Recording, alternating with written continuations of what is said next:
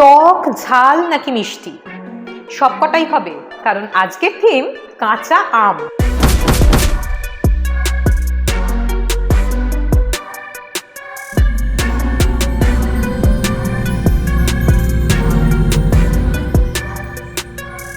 একঘেয়েমি কাটাতে স্বাদ বদল কিন্তু একান্ত আবশ্যক, আর এই স্বাদ বদলের জন্য আহারে বাহার আনতে হবে। আহারে বাহার আনতে আমি চলে এসেছি সরোভার পোর্টিকোতে। আর শুধু আমি একা নই, আমার সঙ্গে রয়েছেন আমাদের ভানুমতিরা, মানে হেসেলের ভানুমতিরা। তবে একটা কথা কিন্তু মনে রাখতে হবে, আমাদের থিম কিন্তু ফিক্সড, কাঁচা আম।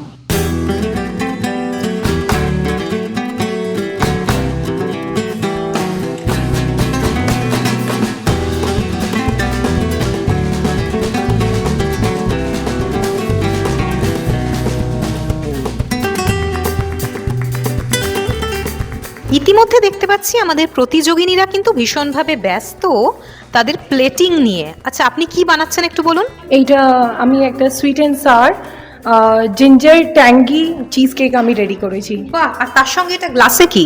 গ্লাসে সেম আছে, একটা বেকড এন্ড নো বেকড আছে। বাহ, মানে অনেকগুলো কিন্তু শেড দেখতে পাচ্ছি কালারের, আর তার সঙ্গে একটা স্ট্রাকচার আমি এখানে অমব্রে কালারের যে টেক্সচার হয় সেটা আমি দিয়েছি, যেটা লাইট মানে ডার্ক থেকে লাইট, লাইট থেকে ডার্ক কালার যেটা হয় সেই একটা টেক্সচার আমি দেওয়ার চেষ্টা করেছি। আচ্ছা, এটা কি? খুব ইন্টারেস্টিং দেখতে লাগছে।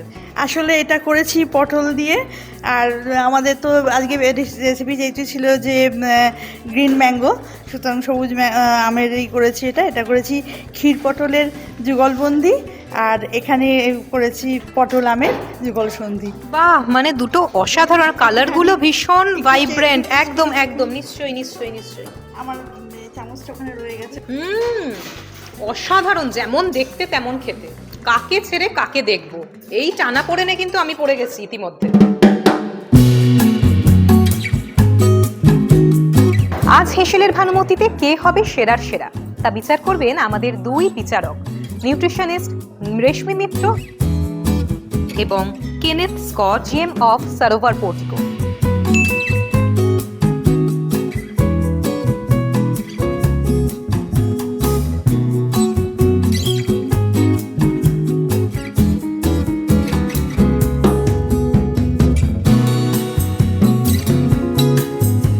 হ্যাংলা হেসেল মানেই কিন্তু একটা পরিবার, যে পরিবারে আমরা সকলে একে অপরের হাত ধরে আছি পরম ভালোবাসায়, তাই তো?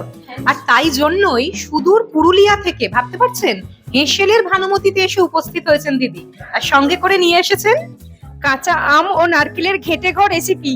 ঘেটে ঘ, মানে ঘেটে ঘ নাম হলেও আমরা কিন্তু কেউ খেয়ে ঘেটে ঘ হয়নি, বরং আমরা কিন্তু ভীষণভাবে চমকে গেছি।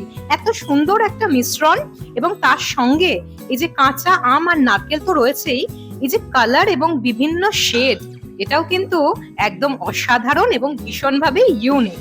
আমি ডিশটাতে দিয়েছি একটা বড় কাঁচা আম, একটা নারকেলের অর্ধেক অংশ, এর মধ্যে দিয়েছি এলাচ গুঁড়ো, একটা গুঁড়ো দুধ দিয়েছি, একটু কনডেন্স মিল্ক দিয়েছি, একটু চিনি দিয়েছি, এবং যেহেতু এটা সবুজ রং আনতে হবে সেই জন্য একটু গ্রিন ফুড কালার আমি ইউজ করেছি।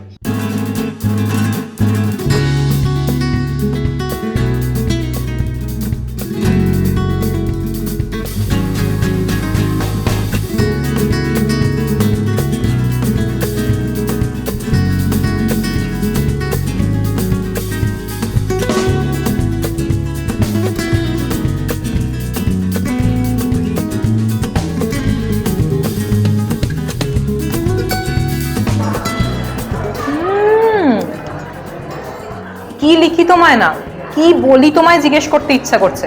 কাকে বলুন তো?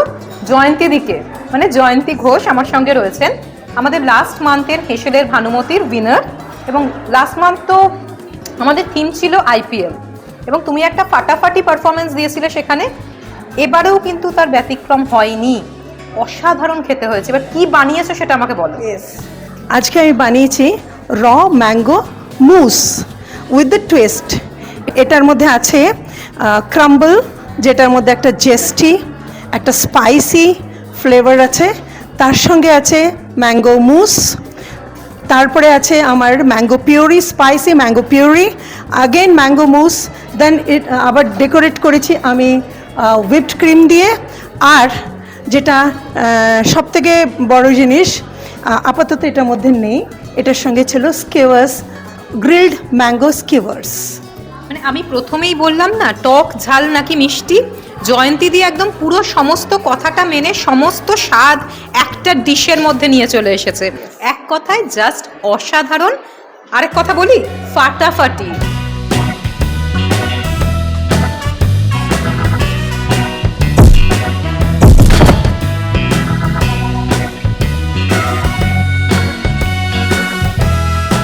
এক একজনের এক এক রকম রেসিপি খেয়ে আমি কিন্তু একদম চমকে গেছি। কিন্তু ফাইনাল ডিসিশন কিন্তু আমাদের জাজেসদের, কে হবে সেরার সেরা, কার মাথায় উঠবে বিজেতার মুকুট, সবটুকু জানবো। কিন্তু তার আগে দেখি আমাদের প্রতিযোগিনীরা কেউ কিছু গেস করতে পারছে কিনা। সবাই ভালোই করেছে, সবাই চেষ্টা করেছে, সবাই ভালো করেছে, এরপর জাজেসের ডিসিশন। খুব সুন্দর করে কিন্তু কোয়েশ্চেনটাকে ডচ করে চলে গেছে, মানে বলছে সবাই ভালো করেছে, সবাই ভালো, কিন্তু কোথাও যেন কেউ একটা একটু তো গেস করতে পারছে যে কারটা বেস্ট। যেহেতু আমরা এখানে প্রত্যেকেরটা টেস্ট করেছি, সেহেতু আমরা কিছুটা হলেও হয়তো গেস করতে পারছি টেস্টে কারটা ইউনিক, গার্নিশিং এ সবটুকু মিলিয়ে। কিন্তু সব শেষে আমাদের জাজেসদের কেমন লেগেছে সেটা হচ্ছে সবচেয়ে বেশি ইম্পর্টেন্ট।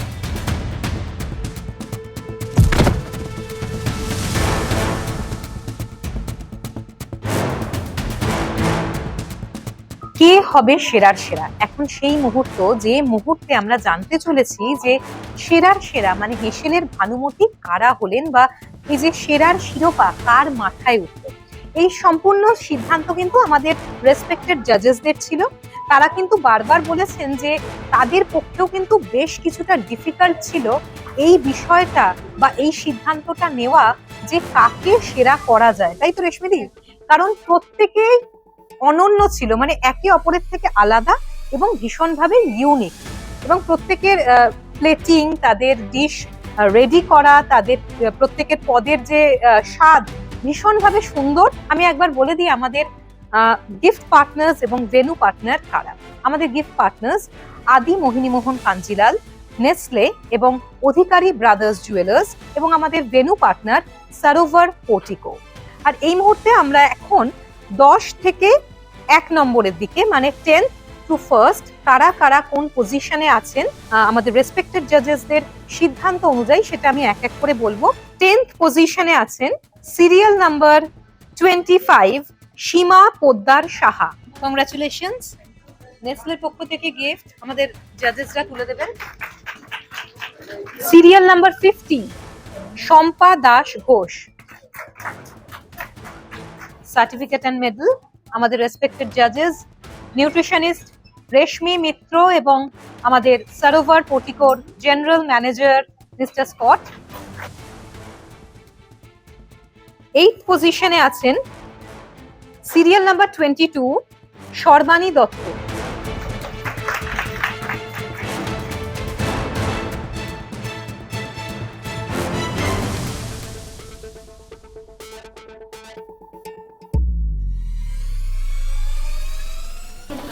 ওর তুমি রেসিপিটা লিখে নিয়ে আসোনি? হ্যাঁ, লিখে নিয়েছি। এটা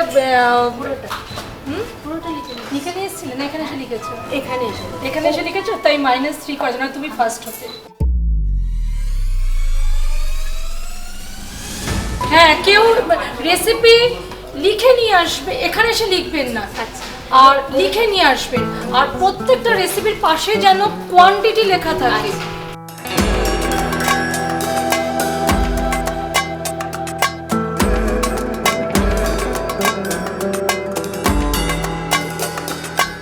সেকেন্ড পজিশনে আছেন সিরিয়াল নাম্বার 10 মন্দিরা বন্দ্যোপাধ্যায়।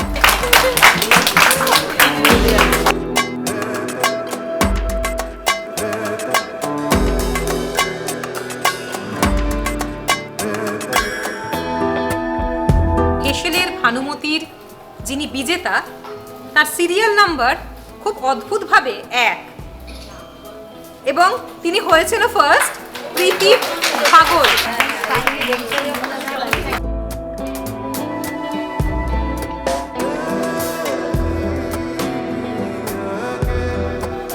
হেসেলের ভানুমতি মানে কিন্তু নেহাত বা নিছক জেতা বা হারা নয়।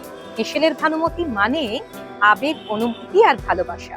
মাসের মধ্যে এই দিনটা আমরা হ্যাংলা পরিবারের সাথে সবাই মিলে উদযাপন করি, আনন্দ করি আর একে অপরের সাথে বেঁধে বেঁধে থাকি। মে মাসে হেসেলের ভানুমতি তো আপনারা সকলেই দেখলেন। কথা দিচ্ছি খুব তাড়াতাড়ি ফিরে আসবো।